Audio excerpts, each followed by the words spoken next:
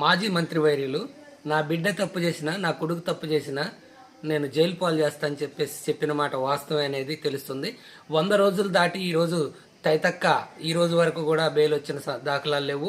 ఇదే కోణంలో ఛత్తీస్గఢ్కు సంబంధించి విద్యుత్ కొనుగోలు కేంద్రంలో జ్యుడిషియల్ ఎంక్వైరీ ఎల్ నరసింహారెడ్డి గారు ఇచ్చిన నోటీసులకి సుప్రీంకోర్టుకు వెళ్ళి రిట్ పిటిషన్ దాఖలు చేసి ఈ ఎల్ నరసింహారావు విచారణ కమిటీకి విచారించే అర్హత లేదంటూ మరి సీఎం మాజీ కేసీఆర్ మంత్రి వాళ్ళకి రెడ్ నోటీసులు దాఖలు చేయడం ఎంతవరకు సమంజసం అనేది చెప్పుకుంటున్నారు.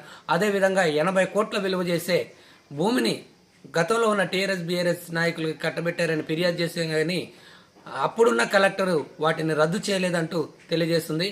ఈ విధంగా విచారణ కమిటీకి ముఖం చాటేయటంలో ఉన్న ఆంతర్యం ఏమిటి మీరే ఆలోచించండి అంటున్న తెలంగాణ ప్రజలు. మీ ఎన్జిఓ శ్రీనివాస్.